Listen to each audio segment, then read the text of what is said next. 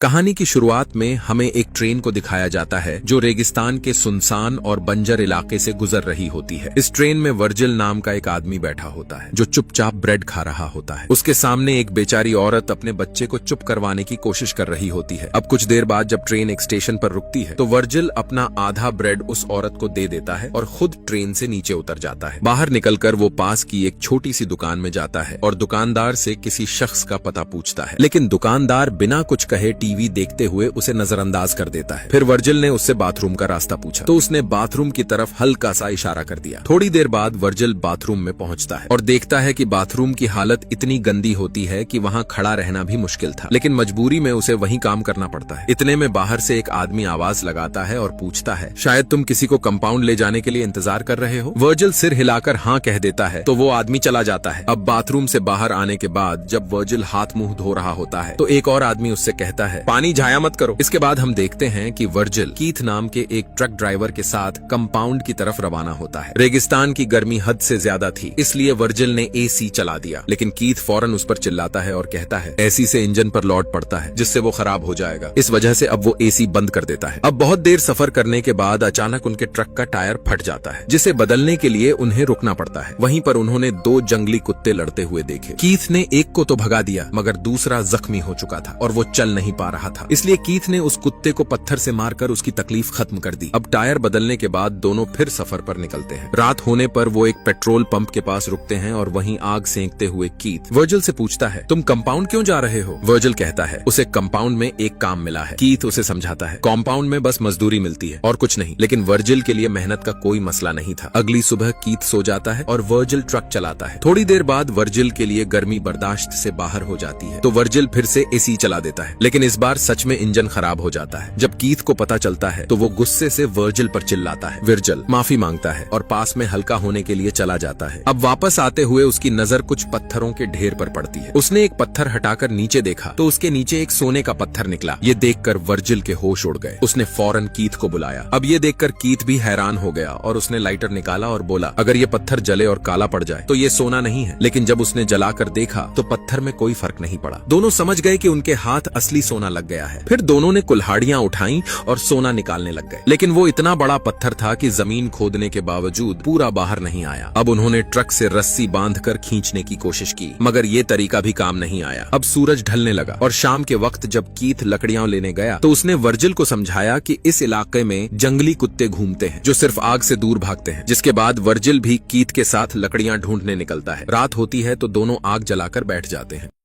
इतना सारा सोना मिलने के बाद रात में वो खुशी से डांस करते हैं। कीथ कहता है, अब तो हमारी जिंदगी पूरी तरह बदल जाएगी। थोड़ी देर बाद कीथ कहता है, हम इतना बड़ा सोने का पत्थर नहीं निकाल सकते, हमें एक एक्सकेवेटर मशीन की जरूरत पड़ेगी। उसने वर्जिल को बताया कि वो कुछ लोगों को जानता है जो उन्हें मशीन दिलवा सकते हैं। फिर उसने वर्जिल से कहा, तुम शहर जाओ और मशीन लेकर आओ और मैं इधर सोने का ध्यान रखता हूँ। मगर वर्जिल ने मना कर दिया। उसने कहा, मुझे शहर में कोई नहीं जानता और मुझे रेगिस्तान में रहने की आदत है, तुम जाओ, मैं यहाँ सोना संभालता हूँ। कीथ ने थोड़ा सोचा और फिर मान गया। अगली सुबह कीथ ने वर्जिल को कुछ खाने का सामान, कैंप के लिए कपड़ा, एक चाकू और एक सैटेलाइट फोन दिया। उसने कहा, मैं एक्सकेवेटर लेने जा रहा हूँ, मुझे 5 दिन लग सकते हैं, लेकिन मैं इससे भी जल्दी लौटने की कोशिश करूंगा। ये कहकर कीथ ट्रक में बैठा और रेगिस्तान की तरफ बढ़ गया। कीथ के जाने के बाद वर्जिल ने टेंट का कपड़ा एक पेड़ से बांधा और अपना छोटा सा कैंप तैयार किया। फिर उसने सैटेलाइट फोन चेक किया, सब ठीक था। अब कुछ देर आराम के बाद शाम होने पर वो लकड़ियां लेने निकल गया। वापस आने पर उसने देखा कि टेंट के पास एक बड़ा बिच्छू घूम रहा था। उसने फौरन एक लकड़ी उठाई और उसे मारकर भगा दिया। रात होने पर उसने थोड़ा खाना गर्म किया और उसे खाना शुरू ही किया था कि उसे दूर से जंगली कुत्तों के भौंकने और लड़ने की आवाज आई। उसका दिल जोर से धड़कने लगा। उसने फौरन चाकू हाथ में ले लिया और सारी रात आंख खुली रखकर बिता दी। सुबह होने तक वो पूरी तरह थक चुका था। अब थोड़ी देर बाद जब वो हल्का होने के लिए गया तो वो पानी का इस्तेमाल करते हुए थोड़ा हिचकिचा रहा था। इतने में अचानक सैटेलाइट फोन बजने लगा, इसलिए वो जल्दी से दौड़कर वापस आया, लेकिन इतने में फोन कट चुका था। अब वर्जिल परेशान होकर इधर उधर घूमता रहा और चलते चलते उसे एक पुराना टूटा हुआ एयरप्लेन दिखाई दिया। उसने सोचा कि ये प्लेन रात गुजारने के लिए अच्छी जगह है, लेकिन वहां से सोना दिखाई नहीं देता था, इसलिए उसने प्लान बदल दिया। फिर वह प्लेन के टूटे हुए टुकड़े उठाकर अपने टेंट के पास ले आया ताकि वो इसका इस्तेमाल करके धूप से बच सके। अब थोड़ी देर बाद वो थककर सो गया और जब वो उठता है तो उसका चेहरा तेज धूप में जल गया होता है। दर्द के बावजूद वो वापस सोने के पास जा बैठता है और खुद से बातें करने लगता है, जैसे वो उस सोने को अपना हमराज समझने लगा हो। वर्जिल सोने के पास बैठा सोच रहा होता है कि कैसे वो इतनी दौलत को अपने साथ ले जाएगा। तभी उसके जहन में एक आइडिया आता है। वो सोने के बड़े पत्थर का एक टुकड़ा तोड़ने की सोचता है। वो काफी देर तक सोने के पत्थर पर झोर लगाता रहता है और आखिरकार एक छोटा सा टुकड़ा तोड़ने में कामयाब हो जाता है। इतने में उसका सैटेलाइट फोन बजता है। जब वो फोन उठाता है तो उसे स्क्रीन पर कीथ का नाम दिखाई देता है। वर्जिल फौरन कॉल उठाता है। कीथ कहता है, मुझे थोड़ा और वक्त लग रहा है, ट्रक का इंजन बार बार खराब हो रहा है। फिर वर्जिल खुशी से कहता है, मैंने सोने का एक छोटा टुकड़ा तोड़ लिया है। कीथ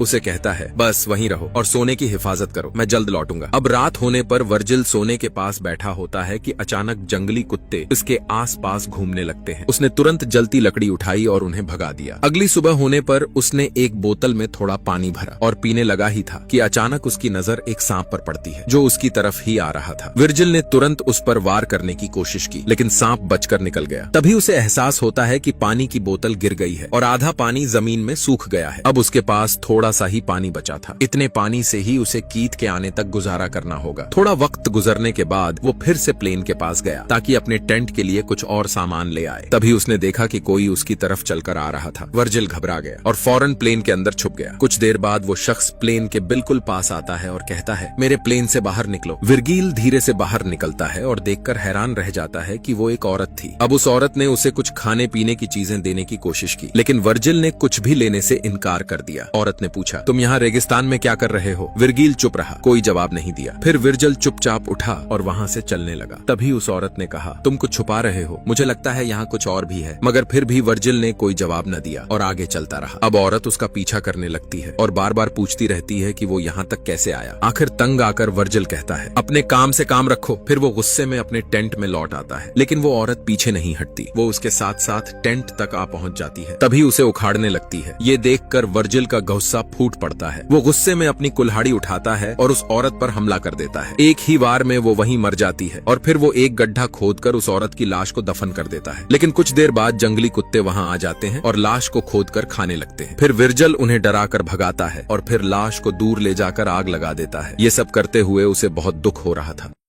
अब अगली सुबह जब उसकी आंख खुलती है तो सैटेलाइट फोन बज रहा होता है। कीथ कहता है, एक्सकावेटर तो मिल गया है, लेकिन मुझे लौटने में कुछ और दिन लगेंगे। ट्रक बहुत धीरे चल रहा है। वर्जिल ने सिर्फ एक लफ्ज कहा, ठीक है। अब उसकी हालत दिन ब दिन खराब होती जा रही थी। एक दिन उसने देखा कि एक ट्रक उसके रास्ते से गुजर रहा है, लेकिन सोने के लालच में उसने मदद नहीं मांगी, बस चुपचाप खड़ा देखता रहा। अब शाम को जब वो लकड़ियां इकट्ठी कर रहा होता है तो दूर से एक बड़ा बवंडर उसकी तरफ बढ़ता हुआ दिखाई देता है। वर्जिल घबराकर अपने टेंट की तरफ दौड़ता है, लेकिन बवंडर इतना जबरदस्त था कि उसका पूरा टेंट उड़ा देता है। वर्जिल जान बचाता हुआ भागता है, लेकिन बवंडर ने उसके चारों तरफ अंधेरा कर दिया था। तभी एक पेड़ की तीखी शाख उसके पेट में आ चुभती है और वो दर्द से चिल्ला उठता है। अब कुछ देर बाद बवंडर रुक जाता है और जब वर्जिल की आंख खुलती है तो वो खुद को रेत के अंदर धंसा हुआ पाता है। वो मुश्किल से बाहर निकलकर देखता है कि उसके पेट में अभी भी वो लकड़ी घुसी हुई है, लेकिन दर्द के बावजूद वो सीधा सोने के पत्थर के पास चला जाता है और वहां से रेत हटाकर जैसे ही वो चमकता हुआ सोना देखता है उसके चेहरे पर सुकून आ जाता है। फिर वो हिम्मत करके अपने पेट से लकड़ी निकालता है, जिसके बाद उसके पेट से बहुत खून बहा। फिर वर्जिल तुरंत एक कैन का ढक्कन आग में गर्म करता है और उसे अपने जख्म पर रख देता है। दर्द इतना ज्यादा होता है कि वो जोर जोर से चीखने लगता है। फिर वो पागलपन में अपने चेहरे पर रेत मलता है और वहीं बेहोश होकर गिर जाता है। कुछ देर बाद जब उसे होश आता है तो फिर से उसके सामने एक औरत खड़ी होती है जिसके हाथ में तीर कमान होता है। वर्जिल को लगता है कि ये वही औरत है जिसे उसने पहले मार डाला था, लेकिन वो औरत उस पर हमला नहीं करती, बल्कि उसे पानी पिलाती है और वहां से चली जाती है। अगले दिन जब वर्जिल की आंख दोबारा खुलती है तो वो औरत कहीं नहीं होती। उसे लगता है कि शायद ये सब उसका वहम था। तभी उसका सैटेलाइट फोन बजता है। वो कीथ को सब कुछ बताता है। उस पर कीथ उससे कहता है कि अगर वो औरत वापस आए तो उसे भी मार देना। कुछ वक्त बाद वो औरत वाकई फिर से आती है और वर्जिल की मदद करने लगती है, मगर वर्जिल अब भी सिर्फ सोने में ही उलझा रहता है। गुस्से में वो उस औरत पर चिल्लाता है और उसे दूर जाने को कहता है, लेकिन जाने से पहले वो औरत सिर्फ इतना पूछती है, क्या तुमने मेरी बहन को देखा है? मगर वर्जिल चुप रहता है। इसी वक्त वर्जिल की हालत हद से ज्यादा खराब हो जाती है, जिस वजह से वो एक बार फिर बेहोश हो जाता है। कुछ देर बाद जब उसको होश आता है तो उसके आसपास आग लगी हुई होती है और जंगली कुत्तों ने उसे चारों तरफ से घेरा होता है। वो घबराकर कीथ को कॉल करता है और रोकर कहता है कि जल्दी आ जाओ वरना ये कुत्ते मुझे मार देंगे। कीथ कहता है कि वो करीब ही है और कुछ देर में पहुंच जाएगा, लेकिन असल में कीथ दूर से अपनी दूरबीन से वर्जिल को देख रहा होता है। तब जंगली कुत्ते वर्जिल पर हमला कर देते हैं। आखिरकार कुत्ते उसे काट कर मार देते हैं, लेकिन वर्जिल की आंखों में आखिर तक सिर्फ सोना ही रहता है और कीथ दूर से ये सब देखता रहता है। दरअसल कीथ अकेला ही ये सारा सोना लेना चाहता था। कुछ देर बाद कीथ वहाँ ट्रक और एक्सकवेटर के साथ पहुँचता है। वहाँ वो वर्जिल की लाश देखता है और सीधे सोने की तरफ बढ़ता है, मगर जैसे ही वो एक कदम और आगे बढ़ता है, एक तीर सीधे उसके सीने में लग जाता है। वो कुछ भी समझ नहीं पाता और कुछ ही लम्हों में उसकी भी मौत हो जाती है। ये कहानी हमें याद दिलाती है कि लालच अक्सर सब कुछ बर्बाद कर देता है। अगर आपको ये वीडियो पसंद आया हो तो लाइक और सब्सक्राइब करना न भूलें।